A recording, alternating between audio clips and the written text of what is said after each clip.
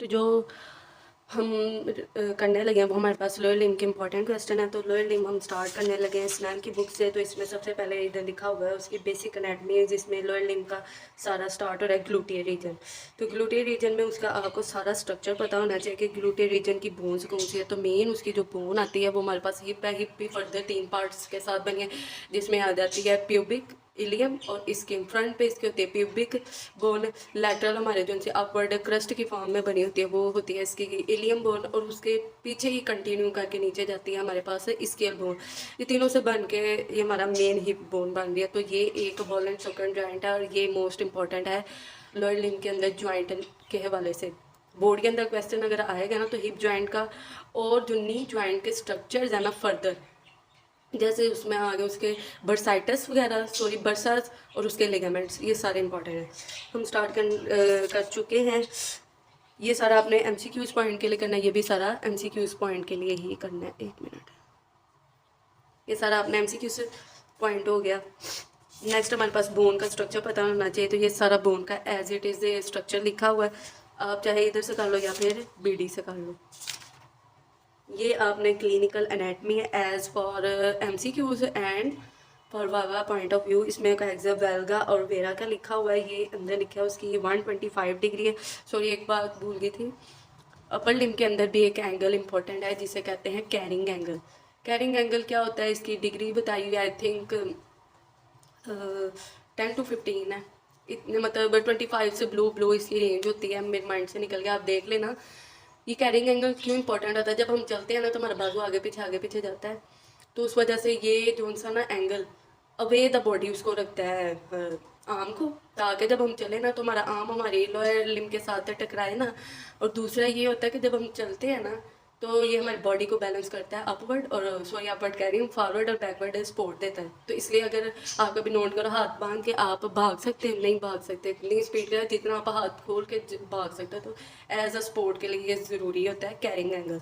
तो carrying angle का भी क्यूबिटस वेल्गस है और क्यूबिटस वेरा इसका है वो जब मतलब हाई एंगल हो या लो एंगल हो। जैसे कोई हेक्सा वेल्गा लिखा हुआ है, ये फिमोरल नेक का बनता है, फिमोरल नेक कह रही, फीमर की नेक का एंगल बनता है जॉइंट के अंदर। तो ये एज एम सी क्यूज आप कर लेना। नेक्स्ट ये जो हमारे पास टोकेंटेरिक फ्रैक्चर, ये सारा ना अपने ये टेबल एम सी क्यूज के लिए करना है। फ्रैक्चर्स का जस्ट बताया हुआ और कुछ भी नहीं है। Ligament of the gluteal reason, तो ये भी आपने करने हैं। 2 इधर मेन लिगामेंट बता दिए हैं, सैक्रोट्यूबरस एंड सैक्रोस्पाइनस। तो just for M C Qs foramina दोनों ही इंपॉर्टेंट है, ग्रेटर फोरामिना या फिर लेसर शियाटिक फोरामिना, दोनों ही आपने करने हैं। इसके कंटेंट देख लें जी, कौन से इसके स्ट्रक्चर से पास आउट हो रहे हैं। नेक्स्ट हमारे पास आ गया muscles of the gluteal reason. तो ग्लूटियर रीजन कहते हैं सिर्फ बटक्स के रीजन को। तो उसमें बटक्स के जितने भी आ रहे हैं ना हमारे पास, क्या नाम है, मसल्स, वो सारे हमारे इसके अंदर आ जाता है ग्लूटियल रीजन के अंदर। ग्लूटियल के नेम से भी आ जाता है या बटक्स के नेम से भी आ सकता है। तो इसमें सबसे मेन हमारा जो है ग्लूटियस मैक्सिमस है, मीडियस है। ये फर्दर आप रिपीट भी होंगे जब आप ये हिप की फ्लेक्शन पढ़ोगे ना, उसके अंदर हिप की फ्लेक्शन एक्सटेंशन में भी ये मसल्स रिपीट हो रहे हैं।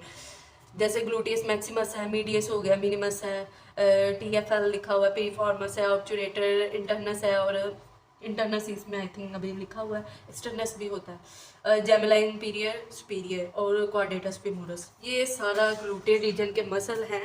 ये पूरे का पूरा टेबल इंपॉर्टेंट है। नेक्स्ट हमारे पास आगे नर्व्स ऑफ द ग्लूटेड रीजन। तो मेन इंपॉर्टेंट नर्व जो बोर्ड में बहुत बार आई है, और इसका पूरा का पूरा पाथवे आपने लिखना है, पूरी सप्लाई लिखनी है, कौन सी आगे इसकी टर्मिनल ब्रांचेज भी लिखनी है। जब ये लॉन्ग में आता है, शॉर्ट में आएगा ना तो जस्ट शैटिक नर्व का पाथवे लिख देते हैं।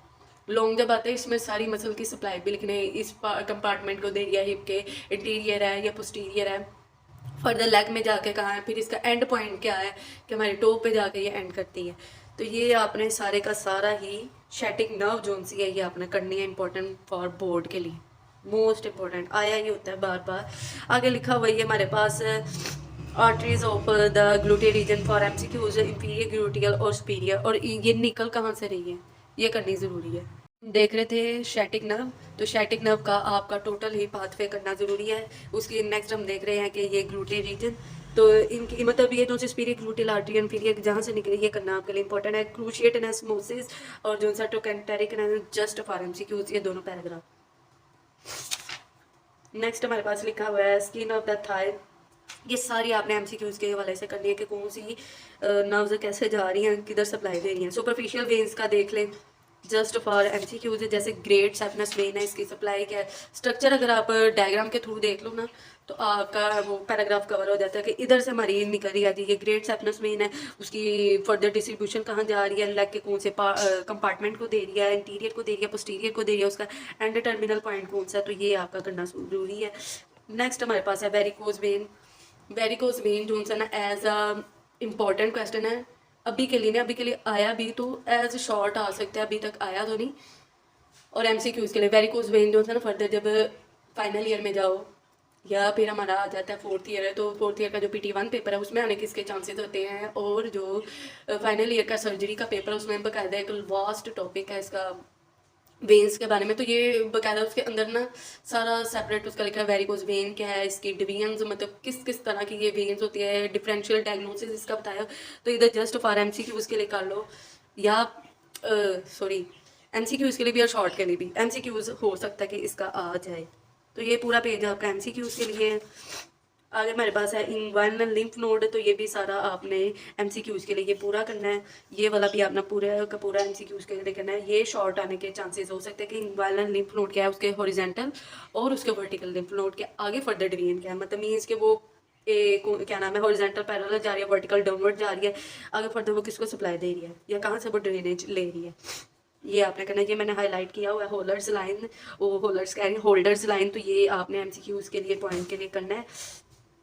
नेक्स्ट जो सा हमारे पास आ गया deep fascia of the thigh, तो जैसे मैंने अपर लिम्ब का के नहीं, जैसे मैंने एक और में बताया था कि हेड एंड नेक में सर्वाइकल फेशिया आया था बोर्ड के अंदर, deep cervical fascia second year का क्वेश्चन है। इसी तरह डीप फेशिया थाई भी आने के, जिसे फेशिया लेटा कहते हैं, बट इस फेशिया लेटा से भी क्वेश्चन आ सकता है, पता नहीं होता कईयों को कि फेशिया लेटा होता क्या, तो ये आपने जस्ट फॉर एमसीक्यूज और शॉर्ट के लिए कर लो।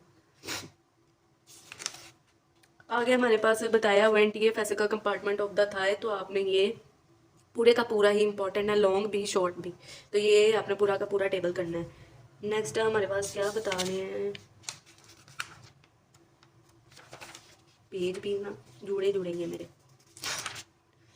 आगे हमारे पास बता दिया फेमोरल शीथ, जो सी फेमोरल शीथ है ना वो भी एक बार क्वेश्चन आ चुका है बोर्ड के अंदर, तो आपने सबसे पहले इधर फेमोरल शीथ की ना डेफिनेशन नहीं लिखी, ये मैंने ऊपर लिखी हुई है, आप मैंने भी नेट से लेके लिखी, आप भी नेट से लेके लिख लेना फेमोरल शीथ क्या होती है, तो ये आपने ज़रूर करना है क्वेश्चन फेमोरल शीथ का। और फेमोरल आर्टरी, फेमोरल नर्व तो आता ही आता है ना क्वेश्चन बोर्ड के अंदर, जैसे चैटिक नर्व है और फेमोरल नर्व की ब्रांचेस फर्दर, इसी तरह फेमोरल आर्टरी बहुत ज़्यादा इंपॉर्टेंट है, तो वो आपने बोर्ड के लिए करनी है, लॉन्ग भी और शॉर्ट भी। जब आप एज अ डायग्राम चीज़ को देख लेते हो ना तो आपको याद करना ज़्यादा, इसलिए सबसे पहले आप डायग्राम के थ्रू प्रैक्टिस किया करो। क्या नाम है पाथवे की, वो चाहे ना वो वेन का पाथवे हो या फिर आर्टरी का पाथवे, जब आप डायग्राम के थ्रू करते हैं ना तो अगर आपको कोई पॉइंट मिस भी हो जाएगा दिमाग से, तो जब आप डायग्राम को रिव्यू अपने माइंड में करते हैं ना तो आपको पता चल जाता है कि आर्टरी इधर इधर से पास आउट हो रही थी, तो ये वाले स्ट्रक्चर्स को दे रही थी क्या नाम है सप्लाई, तो आपने फेमोरल आर्टरी पूरी की पूरी करनी है। और नेक्स्ट हमारे पास क्या आ रहा है, इसके रिलेशन ब्रांचेस, ये सारे के सारे ही आपने करने हैं। नेक्स्ट हमारे पास क्या आ गया है, ये दोनों बॉक्स नहीं करने। आगे हमारे पास लिम्फ नोड है फॉर एमसीक्यूज है, फेमोरल नर्व, तो ये हमारे पास फेमोरल नर्व दी हुई है। जब आप इस पाथवे को याद कर लोगे डायग्राम के थ्रू, जब आप याद करते हैं ना, अब 2-3 दफ़ा इसकी प्रैक्टिस करो, आपको फेमोरल नर्व का पाथवे पक्का पक्का याद होगा। प्रैक्टिस करनी बहुत ज़्यादा ज़रूरी होती है इसकी, जो सी है क्या नाम है डिस्ट्रीब्यूट क्या नाम है डायग्राम की प्रैक्टिस करना इसलिए ज़रूरी होती है। 2-3 दफ़ा जब हाथ से चीज़ गुजर जाती है ना तो आपको याद रह जाता है। नेक्स्ट हमारे पास थाई के कंपार्टमेंट इंटीरियर हमने कर ली, ये उसका मीडियल कंपार्टमेंट आ गया। मीडियल कंपार्टमेंट का सेकंड नेम क्या है, अडक्टर कंपार्टमेंट, अडक्टर पोर्शन, ये अडक्ट करवाते हैं सारे, देखे अंदर अडक्टर से लिखे हुए हैं ना, ग्रेसिलस भी उसका अडक्ट करवा रहा है थाई को। नेक्स्ट हमारा अडक्टर लॉन्गस भी, ब्रेविस भी, अडक्टर मैग्नस भी, ये सारे करवा रहे हैं। सिर्फ जो ऑब्चुरेटर एक्सटर्नस है ना वो हमारे लेटर रोटेशन करवाए। इसी तरह ना मिक्स टेबल के अंदर ही क्वेश्चन आ जाते हैं कि जी थाई के लेटरल मतलब लेटरल क्या, एक्सटर्नल रोटेटर इंटरनल रोटेटर लिखे, तो बच्चे कहते हैं पता नहीं कौन से टेबल में से आया, हमने तो नहीं पढ़ा। इस तरह वो क्वेश्चन बना के दे देते हैं शॉर्ट में भी, और एमसीक्यूज के लिए लॉन्ग के लिए एज इट इज़ पूरा टेबल लॉन्ग आता है नेम लिखने के लिए। अगर उन्होंने लिखा ना कि मीडियल कंपार्टमेंट लिखना, तो मीडियल में ही आपने सारे ही लिखने, ये नहीं कि आपने ऑब्चुरेटर टर्नस को छोड़ देना। अगर वो लेटर मूवमेंट करवाना है तो उसको भी ज़रूर अंदर लिखना है। आगे हमारे पास आ गया नाउ सप्लाई ऑफ द, मतलब इसकी मीडियल कंपार्टमेंट को कौन सी दे रही है, तो वो सारी जिसने ये टेबल अच्छे से किया तो उसको पता होगा। ऑपरेटर नर्व सबको सप्लाई जस्ट फॉर मैग्नस जोन सी है, उसको थोड़ा सा पार्ट है हैमस्ट्रिंग का, शैटिक नर्व का कार्य है, और थोड़ा सा ऑपरेटस इंटरनस का। तो ये हमारे पास आ गया ऑपरेटस इंटरनस। उसको अगर पाथवे को नहीं ना याद कर रहे हैं एमसीक्यू से, तो जस्ट डायग्राम को आप एक दफ़ा रिव्यू ज़रूर दो, आपको इधर से पता चल जाएगा कौन से वो मतलब पेल्विस के पार्ट पे कहाँ पे जाके कौन सी सप्लाई दे रही है, और लोअर लेग पे जाके वो क्या दे रही है। सॉरी लोअर लेग तो नहीं, सिर्फ ये है अपर लेग जो थाई का पार्ट है उसको देती है। आगे हमारे पास लिखा है बैक ऑफ द थाई, तो बैक ऑफ द थाई का सारा ये एमसीक्यू के लिए इंपॉर्टेंट है। लिम्फ वेसल कौन सी है, उसका कंटेंट कौन सा, तो जो बैक ऑफ द थाई उसको पोस्टीरियर कंपार्टमेंट करते हैं, और उसको एक्सटेंसिव कंपार्टमेंट भी कहते हैं, या हैमस्ट्रिंग कंपार्टमेंट भी कहते हैं। जिस तरह इंटीरियर कंपार्टमेंट का लिखा था ना, इंटीरियर के अंदर भी कुछ मसल्स ऐसे हैं जो क्वाड्स बनाते हैं, जिसे क्वाड्रेटस क्वाड्स सिंपल कहते हैं। उसमें क्वाड्रेटस फीमोरस उसका मेन होता है, पर उसके साथ सिस्टर्स भी मसल्स होते हैं।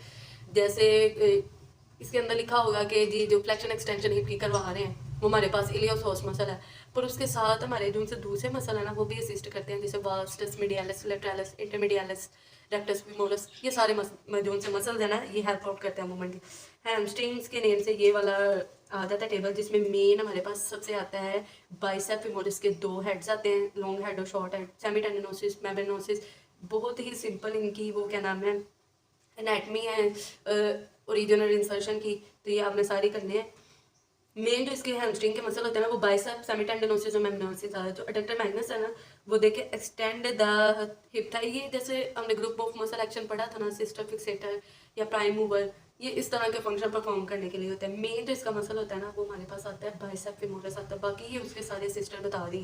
आगे हमारे पास हिप जॉइंट आ गया, तो हिप जॉइंट मैंने आपको कहा था पूरे का पूरा ही इंपॉर्टेंट है, आर्टिकुलेशन उसकी, फिर उसकी टाइप बतानी है, उसके लिगामेंट, लिगामेंट का सेपरेट भी आता है, what are the ligaments of hip joint के, हिप जॉइंट के लिगामेंट्स कौन से है, तो इलियोफिमोरल है, प्यूबोफिमोरल है, बेकायदा उनकी जो शेप्स लिखी है कि इन्वर्टेड वाई है इलियोफिमोरल, जो हमारा प्यूबो फिमोरल वो रेक्टेंगुलर शेप है, स्पाइरल शेप हमारा इसके फिमोरल है। तो इस वजह से ना अगर आप हाईलाइट जब लिखते हो ना, एक तो लिगामेंट का नाम हाईलाइट कर, नेक्स्ट उसकी शेप का हाईलाइट कर दिया, फिर उसकी ये हाईलाइट पॉइंट करके कि कौन सी वो मूवमेंट को असिस्ट कर रहे हैं, कौन सी मूवमेंट को लिमिटेड कर रहे हैं, तो ये 4 पॉइंट का जब हाईलाइट करके लिखते हो ना तो इतना अच्छा शॉर्ट क्वेश्चन बन जाता है।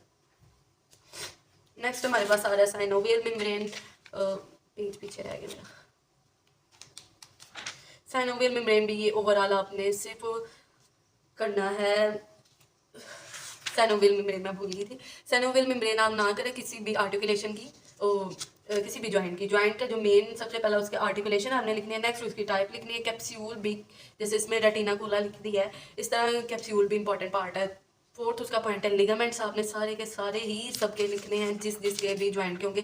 थर्ड आगे उसका फिफ्थ पॉइंट आगे नर्व सप्लाई, और लास्ट उसका जो अगर किसी का बर्सा इंपॉर्टेंट लिखा हुआ है ना वो आपने ज़रूर लिखना है। जैसे हिप का सॉस बर्स है, और जो नी के है ना, नी के बहुत ज़्यादा बर्सा से बताएं वो भी एज ए शॉर्ट आ जाता है। मूवमेंट इसकी सर्कंडक्शन है, मल्टी एक्सियल मूवमेंट करवाता है, तो इसकी सारी movements with the name of muscle आपने लिखनी है। नेक्स्ट हमारे पास क्लिनिकल एनाटमी में जो इंपॉर्टेंट पॉइंट है वो वेडलिंग गेट है, जिसको टेंडरलाइन साइन भी कहते हैं, टेंडरलाइन बर्ग साइन। ये होता है कि हमने ना इसमें एक टांग के ऊपर खड़ा होना होता है, और एक जो पाँव है ना उसको हमने ऊपर कर लेना है, मतलब एक टांग पे हमने खड़ा होना है। तो जो उनसे ऑपोजिट मसल जब वीकनेस होगा वो होल्डिंग कर पाएंगे, तो जो उनसी हिप है ना वो डिपिंग कर देगी, इधर लिखा भी होगा ये डिपिंग गेट, ये एमसीक्यू के लिए इंपॉर्टेंट है। और अबाइवा के लिए भी टिबिया आगे नेक्स्ट स्टार्ट हो गया, तो टिबिया फिब्यूला का सारा ये स्ट्रक्चर लिखा है कि उसके प्रोसेस कौन से, ये टेंडरलाइन बर्ग का साइन बताया कि ये जब ऑपोजिट उसके मसल जो उनसे वीक होते हैं ना तो उसमें ये पॉइंट शो हो जाता है। नेक्स्ट हमारे पास बता दिया bones of the foot, bones of the foot तो नहीं का किधर गया, अच्छा नेक्स्ट लिखूंगा। बोन्स ऑफ द फुट आ गई, ये भी आपको सारी की सारी पता होनी चाहिए। और नेक्स्ट जो सा हमारे पास आ जाता है टेलस के पॉइंट्स कौन से हैं, नेविकुलर के पॉइंट कौन से हैं, इनकी लोकेशन कौन सी है, एज एमसीक्यूज पूरा। पोप्लीटियल फोसा जैसे क्यूबिटल फोसा है अपर लिम्ब के अंदर, तो ये आपने सारे का सारा ही करना है पोप्लीटियल फोसा। और पोप्लीटियल जो आर्टरी है वो भी आपने करनी है। नेक्स्ट हमारे पास arterial anastomosis around the knee joint, तो एज अ शॉर्ट बोर्ड का आया हुआ है, ये आपने सारे का सारा करना है। टिबियल नर्व अभी तक आई नहीं है कि ये एज अ मतलब शॉर्ट में नहीं आई हुई। टिबियल नर्व का ये जरूर पूछा हुआ है एमसीक्यूज के अंदर, किसकी ब्रांच है, किधर जाके किसको सप्लाई दे रही है, कौन सा मसल को दे रही है, आया डॉर्सी फ्लेक्सर्स है या हमारे पास प्लांटर फ्लेक्सर्स है। तो इस तरह इसके एमसीक्यूज हैं। बॉक्स के अंदर ये जो सा डॉर्सी फ्लेक्शन जब फेल हो जाती है, हमारे जो से डॉर्सी फ्लेक्स करवाने वाला मसल है, आई थिंक टिबियालस इंटीरियर इसका मसल है, और उसकी वजह से हमारी फुट ड्रॉप हो जाती है। और किसकी वजह से, जब हमारी नर्व डैमेज होते हैं तो फुट ड्रॉप हो जाता है, पेरोनियल कॉमन पेरोनियल नर्व की डैमेज की वजह से। तो कॉमन पेरोनियल नर्व पीछे से टिबियल ब्रांच आती है। टिबियल किसकी ब्रांच है हमारी है इसकी शैटिक नर्व की। तो शैटिक नर्व काफ़ी पूरी बॉडी की सबसे लॉन्गेस्ट नर्व है शैटिक नर्व। नेक्स्ट हमारे पास लेग का कंपार्टमेंट आ गया। तो जैसे आपने पीछे सारे पार्ट्स किए हैं एमसीक्यूज के, ये भी पूरा आपका पार्ट एमसीक्यूज के लिए है। इसके मसल्स आपने बहुत अच्छे तरीके से करने हैं। इंटीरियर और पोस्टीरियर कंपार्टमेंट ही है इसका। अब देखें इधर टिबियालस इंटीरियर लिखा है तो ये डॉर्सी फ्लेक्सर ही है। इतना लंबा चौड़ा पूरी पूरी लाइंस करने की जरूरत, जस्ट फॉर डॉर्सी फ्लेक्शन लिख दे, और इसका भी dorsiflexion with E van, या किसी का इनवैन लिखा है तो वो आप लिख दो। पूरी पूरी इतनी लाइन्स नहीं, जैसे इधर लिखा है इनवर्ट पुट सबटैलर ज्वाइंट ट्रांसफर, ये वो जस्ट फॉर उसका मेन एक्शन लिखना है। ओहो, आगे हमारे पास क्या बताया हुआ है, इंटीरियर टिबियल आर्टरी तो शॉर्ट के लिए इंपॉर्टेंट है। आगे हमारे पास उसका पोस्टीरियर कंपार्टमेंट के ये दो ही बताए, तो दोनों के दोनों हमने करने हैं। प्लांटर फ्लेक्सर्स हैं, ये भी आ सकता है what are the plantar flexors of foot, या फिर प्लांटर फ्लेक्शन बूम से करवा रहे हैं, तो ये दोनों के दोनों आपने लिखने, इतनी लंबी लाइन नहीं करनी, just for plantar flexors with E Y N. हमारे पास हो गया कंप्लीट लोअर लिम्ब भी। आगे हमारे पास बताया हुआ है posterior compartment of the leg, तो ये आपने पूरे का पूरा करना है उसका डीप और सुपरफिशियल ग्रुप। तो डी जो सुपरफिशियल उसमें गैस्ट्रोक्रीमियस मेन उसका एचिलिस टेंडन है, साथ उसके सोलियस और प्लांटेरिस मसल है। प्लांटेरिस मसल का भी एमसीक्यूज आया हुआ है कि प्लांटर फ्लेक्शन करवाते हैं एंकल ज्वाइंट की और नी फ्लेक्स में। जब भी प्लांटर फ्लेक्शन की अगर बात हो ना, तो ये जो मेन मसल जो सा गैस्ट्रोक्रीमियस और सोलियस को काउंट किया जाता है, प्लांटेरिस को नहीं करते हैं। और पीछे ये जो हमने देखे हैं प्लांटर फ्लेक्सस करवाते हैं विद, ये जो ई वाई एन जे के लिए इंपॉर्टेंट है, पेरोनियस लॉन्गस और ब्रीडिस, नॉट फॉर प्लांटर फ्लेक्शन।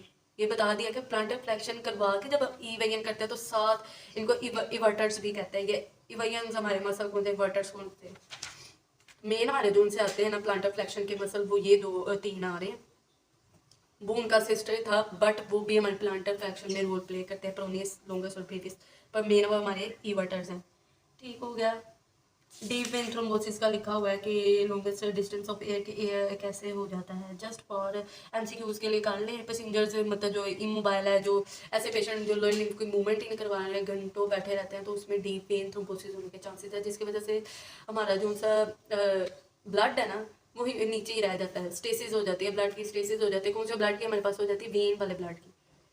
ठीक है, अगर हमारे पास एंकल का रीजन स्टार्ट हो रहा है तो एंकल का रीजन भी उसी तरह हमने करना है जैसे अपर लिम्ब का हमने हैंड का रीजन किया है, just for short short part. बस जो एंकल के लिगामेंट्स हैं ना वो सारे बहुत इंपॉर्टेंट है।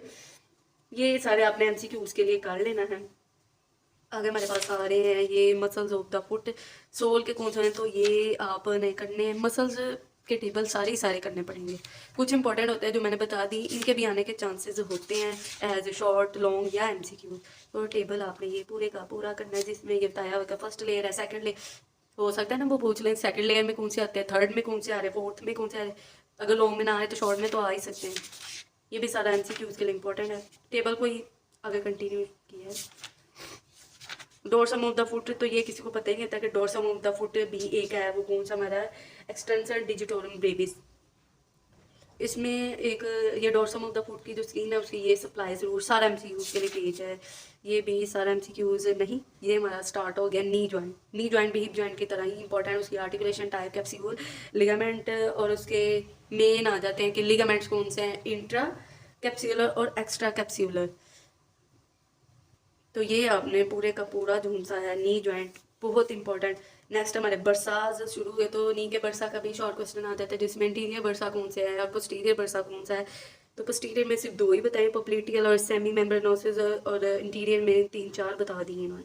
नर्व सप्लाई देख लें, इसकी मूवमेंट्स दो ही हैं इसकी, और इसका एक जो सा है आता है इसका, जैसे क्यूबिटल कैरिंग एंगल था हमारे पास, और फिमोरल नेक का जो एंगल बन रहा है, इसी तरह हमारा नी का, दोनों नी के दरमियान भी एक, दोनों नी का ना, अभी एक सिंगल नी का बताने लगी हूँ, नी का ना इससे जो इंटीरियर स्पीरियर कैलिक स्पाइन है, इससे एक लाइन नीचे ड्रा करके एक ना एंगल बनाते हैं बाकायदा। उस एंगल को हम कहते हैं, तो क्या मुझे अभी निकल गया मेरे जहन से, पे एंगल था, चलो याद आता देख बोलती हूँ। वैसे उसे एंगल की जो सी एबनॉर्मेलिटीज़ हैं उसको कहते हैं जीनू वेल्गम और वेरस। वेल्गम में एंगल ज़्यादा होगा और वेरस में कम होगा। ठीक हो गया। इसी तरह इसकी जो क्लिनिकल एनाटमी में जो सी है टीयर्स का लिखा हुआ है, जो वेल्गस और वेरस, इसका टीयर बता दिया मीडियल कोलैटरल लिगामेंट की वजह से हो रहा है या लैटरल की वजह से, दोनों बताए मैं। तो हो गया ये। उसको जो से जीनू वेल्गम और जीनू वेरस है ना, उसका सेकंड नेम भी है नॉकनी और बॉसनी। इसमें होता है जो उनसे जीनू वेलकम है, उसमें दोनों नीज जुड़ी होती हैं, कोई स्पेस नहीं होती, दरमियान में गैप नहीं होता, दोनों ज्वाइंट जुड़े नहीं होते। तो जब आप सीधा खड़े हो गए ना, तो दोनों नी एक साथ अटैच, मतलब ना एक दूसरे के साथ लगेंगी, इतनी क्लोज होती है, तो उसको जीनू वेलकम कहते हैं। और जब अवे द पार्ट होती है, दोनों के दरमियान एक स्पेस क्रिएट हो जाती है, मतलब आप सीधे खड़े हो तो एक साइड पे एक नी और एक पे दरमियान में काफ़ी गैप है, तो उसको जीनू वेरस कहते हैं। वेलगम से आप याद है, मतलब उसको बोस नहीं भी कहते हैं, उसका एंगल पे कायदा बनता है, वो मैं आपको दिखाती हूँ। एमसीक्यूज के लिए ये सारी चीज़ें इंपॉर्टेंट होती हैं। नेक्स्ट हमारे पास आ गया है टार्सल जॉइंट। तो ये सारा कुछ एमसीक्यूज के लिए इंपॉर्टेंट है, पूरा का पूरा हर चीज़ इसकी पढ़नी है एमसीक्यूज में। कभी वो टाइप पूछते हैं कैप्सूल का, लिगामेंट का, इस तरह। अब देखो जैसे ये कैल्केनियो क्यूबॉइड जॉइंट का लिगामेंट लिखा हुआ है बाइफरकेटेड, ये नहीं किसी को पता होता है, तो लिगामेंट सब के सब करने ज़रूरी होते हैं। जो से एंकल जॉइंट के लिगामेंट है ना, इधर किधर लिखा हुआ है, ये है हमारे पास डेल्टॉइड, ये एंकल जॉइंट के, ये शॉर्ट में आया हुआ है क्वेश्चन। डेल्टॉइड लिगामेंट क्या, लैटरल लिगामेंट, कैल्केनियो फिब्युलर लिगामेंट, ये सारे हमने करने। नेक्स्ट हमारे पास है फुट की जो आर्चीज है, वो मस्ट आपने लॉन्गिट्यूडिनल आर्च या मीडियल लॉन्गिट्यूडिनल आर्च और ट्रांसवर्स आर्च, ये दोनों की दोनों आपने करनी है। बोर्ड में आया हुआ है इसका क्वेश्चन। और इसकी जो क्लिनिकल एनाटमी में क्वेश्चन आ जाता है पेस प्लानस और पेस केवस, ये आपने ज़रूर करना है। तो क्लिनिकल एनाटमी आपने जो फुट की जो प्लेसमेंट है उसकी आर्च की, वो आपने ज़रूर करनी है एमसीक्यूज़ के लिए। और जो सी है ये क्या नाम है, इसके अंदर जो आर्चिस का बताया है वो आपने दोनों हर लिहाज से करना है, एमसीक्यूज़ के लिए भी, शॉर्ट के लिए भी, लोगों के लिए भी। ये देखें ना, पेस प्लानस और केवस का लिखा हुआ है, नी का नहीं। इसमें मुझे अभी देखती हूँ, नी के पीछे ये है ना, नी का जस्ट उन्होंने एसीएल लिगामेंट बता दिया है, एसीएल और पीसीएल लिगामेंट। चलो कोई बात नहीं, आप जीनू वेलगम और जीनू वेरस नी का अपने एंगल उधर से निकाल लेना नेट से। आगे ये वही जो हम कर चुके हैं, ये हमारा चैप्टर कह लो लिंक का पूरा पार्ट हो गया, एंड कंप्लीट हो गया।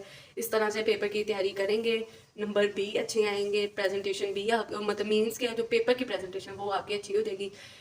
ज़्यादा गंद मारने की ज़रूरत नहीं है। एनाटमी का पेपर कभी भी लॉन्ग नहीं आता, होता शॉर्ट ही है। बच्चे कहते हैं जितने लंबे इतने लंबे, लंबा नहीं होता, उसको करने का एक तरीका होता है। एक ही चीज़ के ऊपर सारा टाइम नहीं लिख देते।